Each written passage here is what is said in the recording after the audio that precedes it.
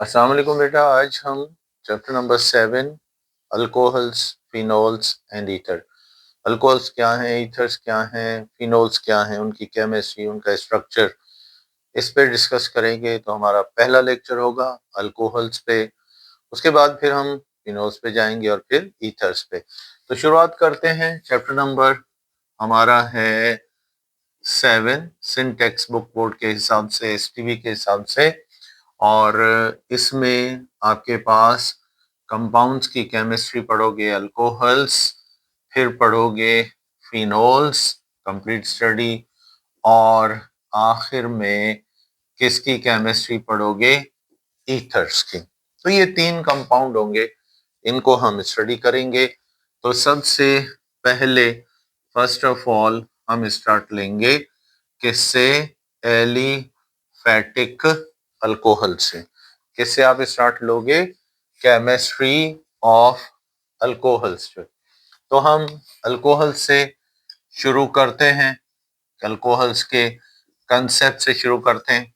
तो what are alcohols, यानी simple concept, those open chain organic compounds, यानी ये ओपन चेन के ऑर्गेनिक कंपाउंड्स होंगे, ठीक है, विच कंटेन, जो के मुश्तमिल होते हैं, which contain in alkyl group, कम से कम एक उनमें क्या होगा, अल्काइल ग्रुप होगा, डायरेक्टली, के जिसको आप देखोगे डायरेक्टली क्या होगा, बॉन्डेड, यानी उसका डायरेक्टली बॉन्ड बना होगा, बॉन्डेड टू एट लीस्ट, कम से कम वन क्या होगा, OH, यानी हाइड्रोजाइल ग्रुप। हाँ, एक से ज्यादा भी हो सकते हैं। तो फिर इन कंपाउंड्स को हम क्या बोलेंगे, अल्कोहल्स। तो ज़ाहिर एक फैमिली है, एक पूरा ग्रुप है। तो इनका सबसे पहले जनरल फॉर्मूला अगर देखें, ग्रुप फार्मूला, तो वो होगा ROH, या फिर यहाँ पे CnH2n+1 ये होगा। अब जैसे हमने यहाँ लिया CH3OH, ये है मिथाइल अल्कोहल, ये अल्कोहल का फर्स्ट मेंबर है। फिर इथाइल, एक OH अटैच कर दिया, तो इसको इथाइल अल्कोहल, इथेनॉल कह सकते हैं। नॉमेनक्लेचर आप पढ़ चुके हो चैप्टर्स में। इसके बाद ये देखें CH3, फिर उसके बाद OH है, और फिर CH3 है, तो इसको आप क्या बोलते हो, आइसोप्रोपाइल अल्कोहल कहते हो। तो ऐसे कंपाउंड्स जिनमें कम से कम एक अल्काइल ग्रुप हो और एक OH ग्रुप हो, तो फिर ऐसे कंपाउंड्स को हम जनरली क्या बोलते हैं, इनको हम बोलते हैं अल्कोहल्स, ठीक है। तो OH ग्रुप जो है ये अल्कोहलिक ग्रुप कहलाता है, और इसी ग्रुप के कंपाउंड्स जो हैं ये जहां भी OH आएगा तो क्या कहलाएंगे, ये कंपाउंड्स कहलाएंगे अल्कोहल्स। अब आते हैं अल्कोहल्स की सबसे पहले क्या की जाती है, ग्रुपिंग, यानी क्लासिफिकेशन। अगर हम क्लासिफिकेशन ऑफ अल्कोहल्स करना चाहें, तो फिर अल्कोहल्स आपको किस हिसाब से, नंबर ऑफ OH ग्रुप के हिसाब से। ऐसे अल्कोहल्स आपको मिलेंगे जिनमें OH सिर्फ एक होगा, जैसा कि हमारे पास ये कंपाउंड है मिथाइल अल्कोहल का।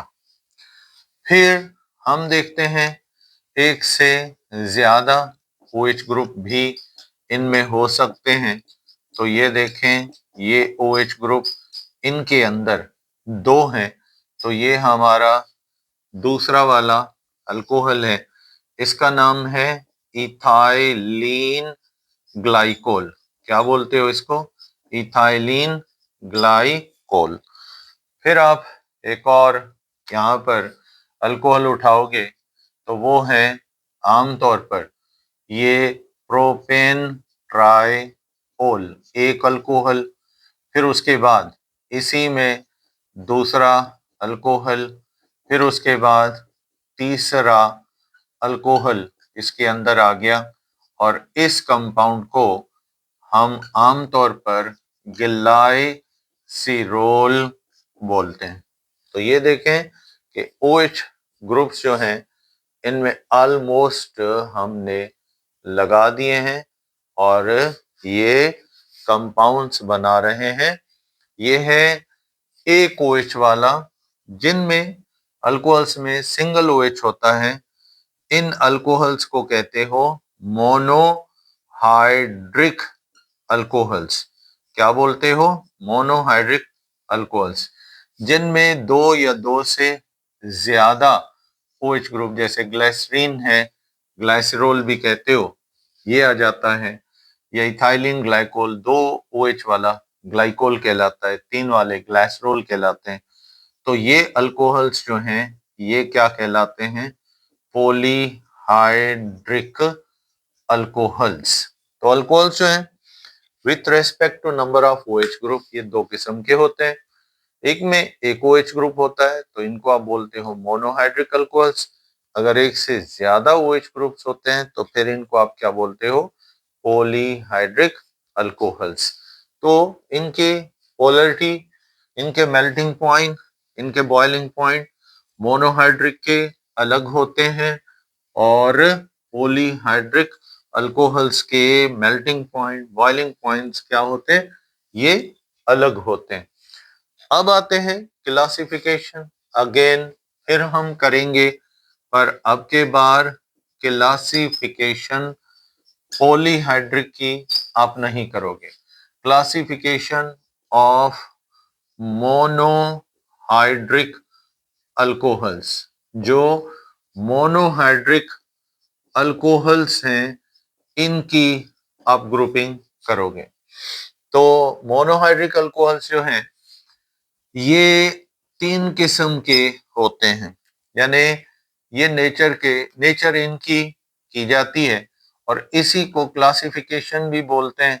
सम टाइम इसी को आप बोलते हैं नेचर ऑफ अल्कोहल्स। ठीक है, ये बोला जाता है। तो अल्कोहल की नेचर के लिहाज से कितने टाइप के हैं? ये तीन होते हैं, पर होते मोनोहाइड्रिक हैं। उसमें पॉलीहाइड्रिक में, डाइहाइड्रिक में नेचर नहीं होती है। तो प्राइमरी और 1 डिग्री क्या बोलते हो? अल्कोहल्स। अब प्राइमरी या 1 डिग्री अल्कोहल्स जो हैं ये कौन से अल्कोहल्स होते हैं? ये वो अल्कोहल्स होते हैं कि जिनमें ये OH ग्रुप, फंक्शनल ग्रुप, कौन से कार्बन के साथ अटैच होता है? प्राइमरी कार्बन के साथ अटैच होता है, प्राइमरी कार्बन के साथ। तो 1 डिग्री कार्बन की वजह से, जैसे ये हमारे पास इथाइल अल्कोहल है, तो इथाइल अल्कोहल को देखो 1 डिग्री प्राइमरी कार्बन, भले बाकी जितने भी हो, लेकिन OH फंक्शनल ग्रुप है, ये इसका अटैच है प्राइमरी कार्बन से। तो हम इस अल्कोहल को क्या बोलेंगे? Primary alcohol. इसके बाद नंबर 2, सेकंड जो है, उनको हम बोलते हैं सेकेंडरी अल्कोहल्स। दूसरे नंबर पे सेकेंडरी अल्कोहल्स, या फिर इनको कहा जाता है 2 डिग्री अल्कोहल्स। क्या बोलते हो? 2 डिग्री अल्कोहल्स। अब सेकेंडरी अल्कोहल्स या 2 डिग्री अल्कोहल्स कौन से अल्कोहल्स होंगे? ये वो अल्कोहल्स होते हैं या होंगे जिनका OH ग्रुप कौन से कार्बन से अटैच होता है? 2 डिग्री कार्बन से अटैच होता है। तो अल्कोहल कौन सा बन जाता है? Secondary. 2 degree alcohol, secondary alcohol, सिर्फ कार्बन सेकेंडरी हो, उससे OH अटैच हो। अब ये आखिरी थर्ड टाइप अल्कोहल्स की जो है वो कौन से वाली है और वो किस तरह से ली जाएगी, तो इसी से हम शुरू करते हैं, इसी को हम फिर आगे बढ़ाते हैं। पॉइंट को यहां से लेंगे तो वो पॉइंट इस तरह से है के हमारा तीसरा ग्रुप आता है। इन अल्कोहल्स को आप बोलते हो टर्शरी, और या फिर इसको आप बोलते हो 3 डिग्री अल्कोहल्स। टर्शरी अल्कोहल्स भी कहते हो या फिर 3 डिग्री अल्कोहल्स भी बोलते हो। अब टर्शरी या 3 डिग्री अल्कोहल्स जो हैं, ये कौन से अल्कोहल्स होंगे? ये वो अल्कोहल होते हैं जिनका OH ग्रुप कौन से कार्बन से अटैच होता है? 3 डिग्री कार्बन से या टर्शरी से। तो नामों में अक्सर TER या फिर 3 डिग्री लिखकर फिर कार्बन टोटल लिखे जाते हैं, 1 2 3 4। 4 वाले अल्काइल ग्रुप को क्या बोलते हो? ब्यूटाइल। तो 3 डिग्री ब्यूटाइल अल्कोहल इसको कहते हैं। तो हम देखते हैं कि अल्कोहल सिंगल मोनोहाइड्रिक अल्कोहल्स जो हैं, ये बाय नेचर प्राइमरी भी होते हैं, सेकेंडरी भी होते हैं और टर्शरी भी होते हैं, और ये डिपेंड करता है उनके कार्बन पे जिससे फंक्शनल ग्रुप यानी OH ग्रुप अटैच होता है।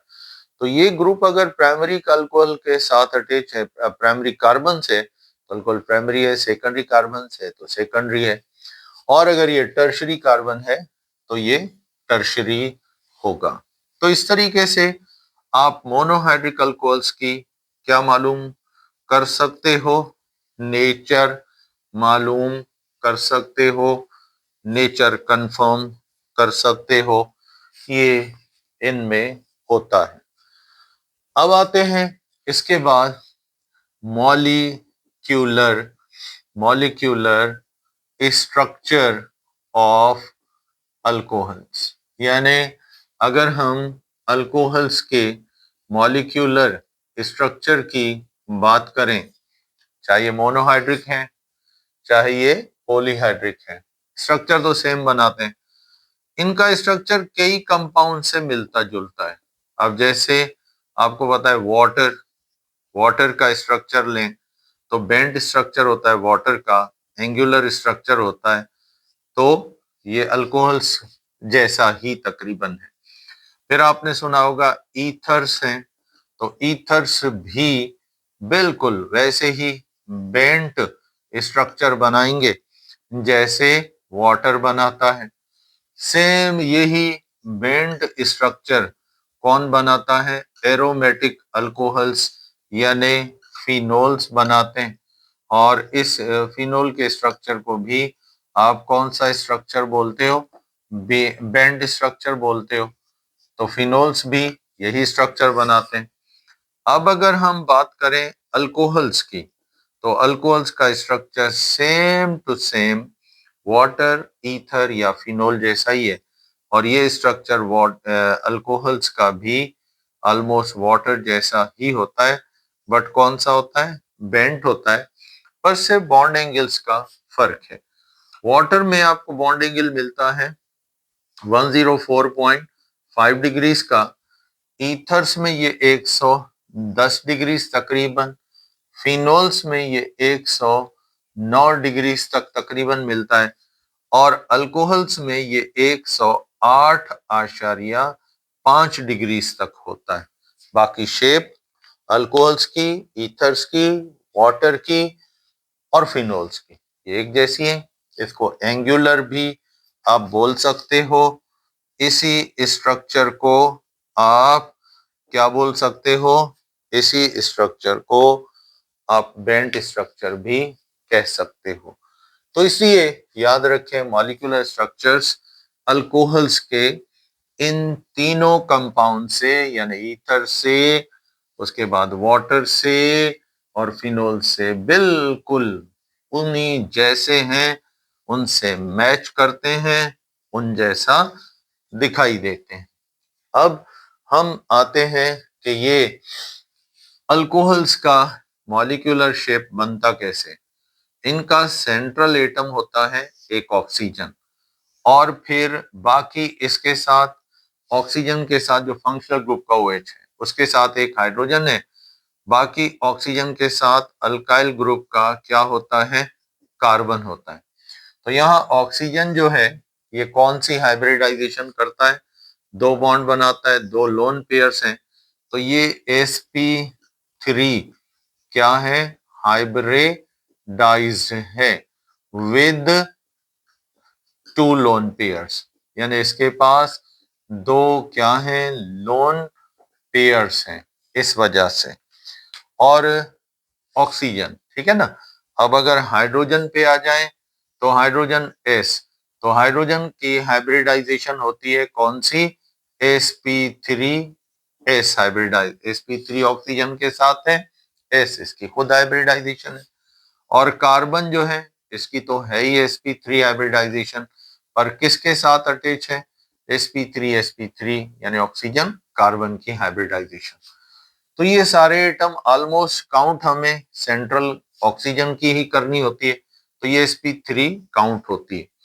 अब इन एटमों के दरमियान जो बॉन्ड एंगल है ये तकरीबन होता है 108.5 डिग्री का, हालांकि वाटर में 104 होता है।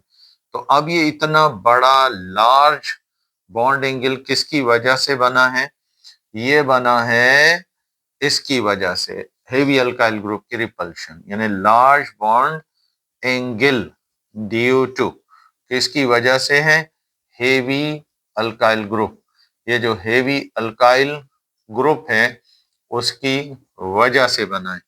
अभी शेप इसकी वही बेंट बनती है हर अल्कोहल की, या फिर इसकी शेप को क्या बोलते हैं, एंगुलर शेप बोलते हैं। तो इस तरह अल्कोहल से है ना बच्चों, वो बेंड स्ट्रक्चर के होते हैं, एंगुलर होते हैं, और हाइब्रिडाइजेशन सेंट्रल ऑक्सीजन की हो या अल्काइल की sp3 होती है, हाइड्रोजन की अलबत्ता sp3s होती है, और इसके बाद फिर शेप इनका बेंड बनता है, और हर बॉन्ड एंगल 108.5 डिग्री तक जा सकती है। तो इतना बड़ा बॉन्ड एंगल वाटर से क्यों बना, क्योंकि वाटर में छोटे छोटे हाइड्रोजन के एटम थे ऑक्सीजन के साथ, इधर हेवी अल्काइल ग्रुप्स की बहुत बड़ी रिपल्शन है जिसकी वजह से ये सिलसिला होता है। तो अब नेक्स्ट टाइम हम इनकी फिजिकल प्रॉपर्टीज, फिर इनमें प्राइमरी अल्कोहल्स, सेकेंडरी अल्कोहल्स को कैसे आइडेंटिफाई करेंगे, इनको देखेंगे। तो नेक्स्ट लेक्चर में फिर हम इनके इंटरेस्टिंग फैक्ट फिगर्स के साथ आएंगे। तब तक आप इजाजत देंगे। Thank you and Allah Hafiz.